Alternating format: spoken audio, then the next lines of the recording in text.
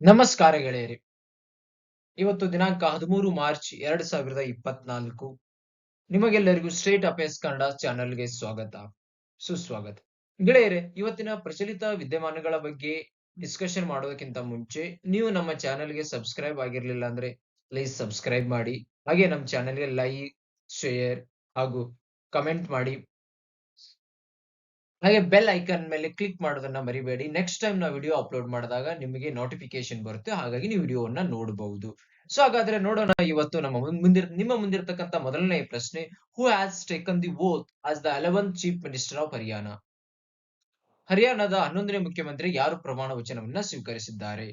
ಮೊದಲನೇ ಆಪ್ಷನ್ ಚಂಪೈ ಸೊರೇನ್, ಎರಡನೇ ಆಯ್ಕೆ ನಾಯಬ್ ಸೈನಿ, ಮೂರನೇ ಆಪ್ಷನ್ ಲಾಲ್ ತುಮಾ, ನಾಲ್ಕನೇ option Vishnu Dev Sai.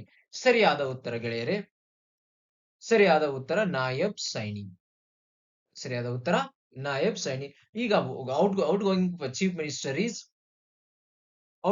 Minister is Manohar Lal Khattar. ಇವರು ಬಿಜೆಪಿ ಪಕ್ಷದವರಾಗಿದ್ದರು. ಈಗ ನಾಯಬ್ ಸೈನಿ ಕೂಡ ಇವರು ಬಿಜೆಪಿ ಪಕ್ಷದವರು. ಈಗ ಬಿಜೆಪಿ ಮತ್ತು ಜೆಜೆಪಿ ಅಲೈನ್ಸ್ ಅನ್ನ ಇಬ್ರು ಒಡೆದುಕೊಂಡಿದ್ದಾರೆ. ಹಾಗೆ ಬಿಜೆಪಿ ಅವರು ಮಾತ್ರ ಈಗ ಸರ್ಕಾರವನ್ನು ನಡೆಸಲು ಪ್ರಯತ್ನ ಮಾಡ್ತಿದ್ದಾರೆ. ಸೊ ಹಾಗಾದ್ರೆ ಚಂಪೈ ಸೊರೇನ್ ಅವರು ಜಾರ್ಖಂಡದ ಮುಖ್ಯಮಂತ್ರಿ ಅವರು. ಲಾಲ್ ತುಮಾ ಅವರು ಮಿಜೋರಾಮದ ಮುಖ್ಯಮಂತ್ರಿ ಅವರು. ಸೊ ವಿಷ್ಣು ದೇವ್ ಸಾಯಿ ಅವರು ಛತ್ತೀಸ್ಗಢದ ಮುಖ್ಯಮಂತ್ರಿ ಅವರು. ಹರಿಯಾಣದ ಬಗ್ಗೆ ನೋಡಬೇಕೆಂದ್ರೆ ಹರಿಯಾಣದ ಕ್ಯಾಪಿಟಲ್ ಚಂಡೀಗಢ. ಹರಿಯಾಣದ ರಾಜ್ಯಪಾಲರು ಬಂಡಾರು ದತ್ತಾತ್ರೇಯ ಅವರು ಹರಿಯಾಣದ ರಾಜ್ಯಪಾಲರು. ಹಾಗಾದ್ರೆ ನೆಕ್ಸ್ಟ್ ಕ್ವಶನ್ ನೋಡೋಣ. In which state are the Madiga community considered one of the most populous scheduled caste community? ಯಾವ ರಾಜ್ಯದಲ್ಲಿ ಮಾದಿಗ ಸಮುದಾಯವನ್ನು ಹೆಚ್ಚು ಜನಸಂಖ್ಯೆ ಹೊಂದಿರುವ ಪರಿಶಿಷ್ಟ ಜಾತಿ ಸಮುದಾಯಗಳಲ್ಲಿ ಒಂದೆಂದು ಪರಿಗಣಿಸಲಾಗಿದೆ? ಉತ್ತರ ಮೊದಲನೇ ಆಪ್ಷನ್ ತೆಲಂಗಾಣ ಮತ್ತು ಆಂಧ್ರ ಪ್ರದೇಶ್, ಎರಡನೆಯ ಆಪ್ಷನ್ ಮಹಾರಾಷ್ಟ್ರ ಮತ್ತು ಕರ್ನಾಟಕ, ಮೂರನೇ ಆಪ್ಷನ್ ಪಂಜಾಬ್ ಮತ್ತು ರಾಜಸ್ಥಾನ್, ನಾಲ್ಕನೇ ಆಪ್ಷನ್ ಕರ್ನಾಟಕ ಮತ್ತು ಕೇರಳ. ಸರಿಯಾದ ಉತ್ತರಗಳಿಗೆ ಪಂಜಾಬ್, ತೆಲಂಗಾಣ ಮತ್ತು ಆಂಧ್ರ ಪ್ರದೇಶ್. ಸರಿಯಾದ ಉತ್ತರ ತೆಲಂಗಾಣ ಮತ್ತು ಆಂಧ್ರ ಪ್ರದೇಶ್.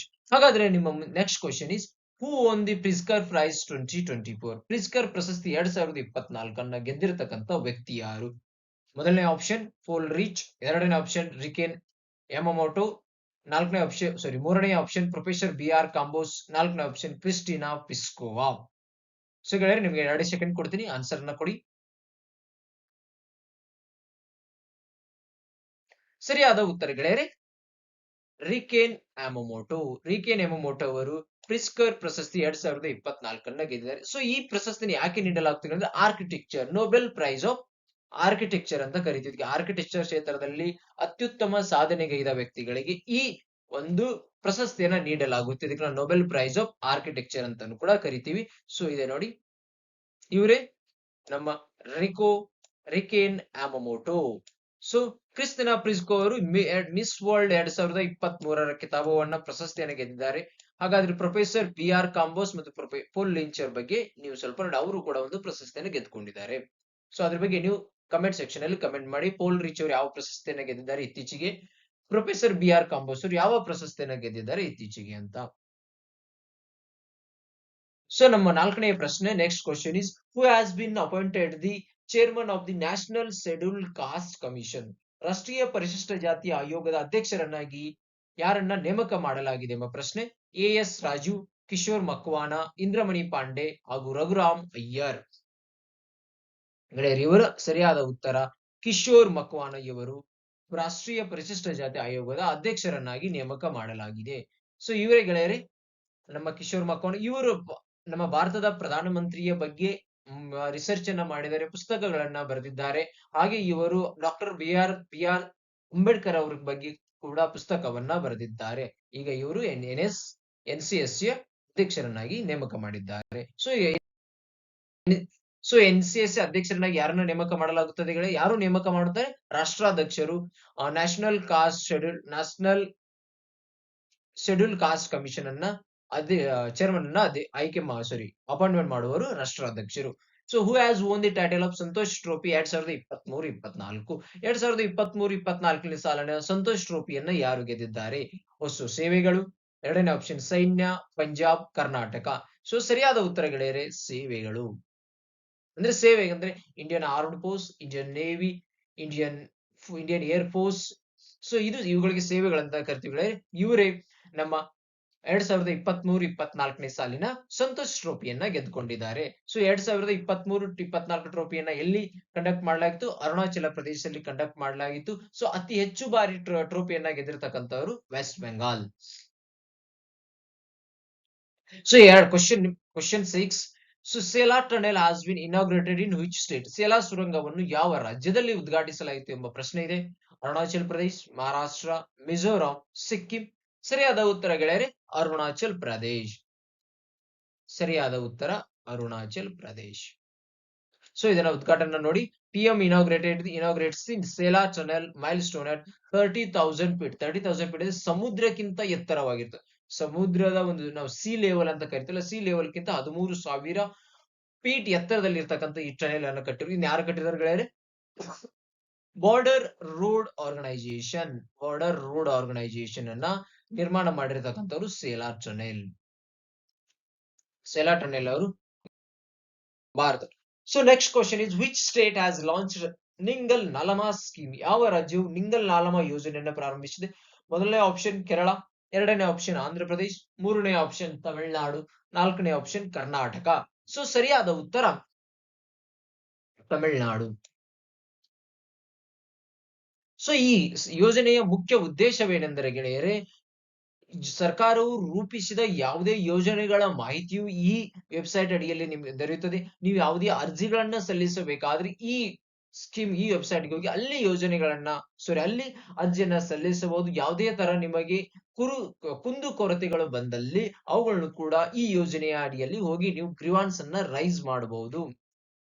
ಸೊ ಜನರ ಅಭಿಪ್ರಾಯಗಳನ್ನ ಕೂಡ ಯಾವುದೇ ತಮಿಳುನಾಡು ಸರ್ಕಾರವು ಯಾವುದೇ ಯೋಜನೆಗಳನ್ನ ಜಾರಿಗೆ ತಂದಲ್ಲಿ, ರೂಪಿಸಿದ್ದಲ್ಲಿ ಈ ಯೋಜನೆ ಬಗ್ಗೆ ಜನರು ತಮ್ಮ ಅಭಿಪ್ರಾಯಗಳನ್ನ ತಿಳಿಸಬೇಕೆಂದ್ರೆ ಈ ವೆಬ್ಸೈಟ್ ಮೂಲಕ ನೀವು ಅಭಿಪ್ರಾಯವನ್ನ ತಿಳಿಸಬಹುದು. ಹಾಗಾದ್ರೆ ನಿಂಗಲ್ ನಾಲಮಾ ಮೀನಿಂಗ್ ಏನು ಗೆಳೆಯರೆ? ನೀವು ಚೆನ್ನಾಗಿದ್ದೀರಾ, ಆರ್ ಯು ಓಕೆ ಅಂತ ಇದರ ಮೀನಿಂಗ್. ಸೊ ನಮ್ಮ ಮುಂದಿರತಕ್ಕಂಥ ಪ್ರಶ್ನೆ, who has written the book named Ramvilas Paswan the ವೆಲ್ವೆದೆನ್ of Indian politics? Ramvilas Paswan ಅವರು the weathermen of Indian politics ಎಂಬ ಪುಸ್ತಕವನ್ನ ಬರೆದವರು ಯಾರು? Gotabaya Rajapaksa, PS Sreedharan Reddy, Ashwin Prabhu, Shobhana K Nair. ಗೆಳೆಯರೆ ಸರಿಯಾದ ಉತ್ತರ ಶೋಭನಾ ಕೆ ನಾಯರ್. ಇವರೇ ಗೆಳೆಯರೆ ರಾಮವಿಲಾಸ್ ಪಾಸ್ವಾನ್ ದ ವೆಲ್ವೆದೆನ್ of Indian politics written by Shobhana K Nair. ಗೆಳೆಯರು ಇವರದೇ ಆದ ಸ್ವತಃ ಪಕ್ಷವನ್ನ ಹೊಂದಿದ್ದರು. ಇವರು 2020ರಲ್ಲಿ ನಿಧನರಾಗಿದ್ದಾರೆ. ಇವರು ಕೇಂದ್ರ ಸರ್ಕಾರದಲ್ಲಿ ಮಹತ್ವವಾದ ಕ್ಯಾಬಿನೆಟ್ ಮಂತ್ರಿಗಳು ಕೂಡ ಆಗಿದ್ದರು.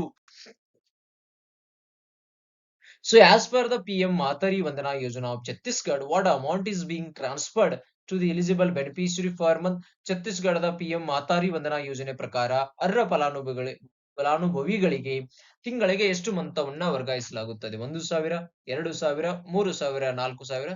ಸರಿಯಾದ ಉತ್ತರ 1,000. ಹಾಗಾದ್ರೆ ವಾರ್ಷಿಕವಾಗಿ 12,000 ರೂಪಾಯಿಗಳನ್ನ ಮಹಿಳೆಯರಿಗೆ ಅಂದ್ರೆ ಮ್ಯಾರಿಡ್ ವುಮೆನ್ಗೆ. ಸೊ ಇದ್ರ ಕ್ರೈಟೇರಿಯಾಗಳು ಯಾವ ತರ ಇರಬೇಕು? ವೈವಾಹಿಕ ಮಹಿಳೆ 21 ವರ್ಷದ ಮೇಲಿರಬೇಕು. 21 ವರ್ಷದ ಮೇಲೆ. ಇದರಲ್ಲಿ ಸಿಂಗಲ್ ವಿಡೋಗಳು ಕೂಡ ಬರ್ತಾರೆ. ಸೊ ಕೆಲವೊಂದು ಕ್ರೈಟೇರಿಯಾಗಳನ್ನ ಇಟ್ಟಿದ್ದಾರೆ. ಈ ಯೋಜನೆಯನ್ನ ಲಾಂಚ್ ಮಾಡಿರ್ತಕ್ಕಂಥದ್ದು ಯಾವ ಸರ್ಕಾರ?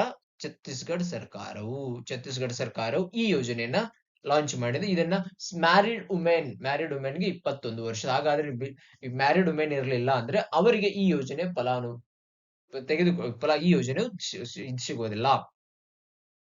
ಸೊ 10ನೇ question last question of the day. Gold cluster is opened in which district of the Karnataka? ಕರ್ನಾಟಕದ ಯಾವ ಜಿಲ್ಲೆಯಲ್ಲಿ ಗೋಲ್ಡ್ ಕ್ಲಸ್ಟರ್ ಅನ್ನ ತೆರೆಯಲಾಗಿದೆ? ಹಾಸನ, ತುಮಕೂರು, ಶಿವಮೊಗ್ಗ, ಬೆಳಗಾವಿ. ಸರಿಯಾದ ಉತ್ತರ ಹಾಸನ. ಸೊ ಇವತ್ತಿಗೆ ಇಷ್ಟೇ ಕ್ವಶನ್ಗಳು ಗೆಳೆಯರೆ. ಸೊ ನೀವೇನಾದ್ರೂ ನಮ್ ಸ್ಟೇಟ್ ಅಫೇರ್ಸ್ ಕನ್ನಡ ಯೂಟ್ಯೂಬ್ ಚಾನಲ್ಗೆ ಲೈಕ್ ಮಾಡಿ, ಸಬ್ಸ್ಕ್ರೈಬ್ ಆಗಿರೋದ್ರಿಂದ ಪ್ಲೀಸ್ ದಯವಿಟ್ಟು ಸಬ್ಸ್ಕ್ರೈಬ್ ಆಗಿ, ಲೈಕ್ ಮಾಡಿ, ಹಾಗೆ ನಮ್ಮ ಯೂಟ್ಯೂಬ್ ಚಾನೆಲ್ ನ ಜಾಸ್ತಿಯಾಗಿ ಶೇರ್ ಮಾಡೋಕೆ ಪ್ರಯತ್ನ ಮಾಡಿ. ಸೊ ಕಮೆಂಟ್ ಮಾಡಿ, ಹಾಗೆ ಕಮೆಂಟ್ ಮಾಡಿ ಗೆಳೆಯರೆ, ನಿಮ್ಗೆ ಈ ಒಂದು ವಿಡಿಯೋ ಬಗ್ಗೆ ಏನ್ ಅನ್ಸುತ್ತೆ ಕಮೆಂಟ್ ಮಾಡಿ. ಸೊ ಇವತ್ತಿಗೆ ಇಷ್ಟ ಹೇಳ್ತಾ ನಮ್ಮ ಈ ವಿಡಿಯೋವನ್ನ ಕೊನೆಗೊಳಿಸ್ತಾ ಇದೀವಿ.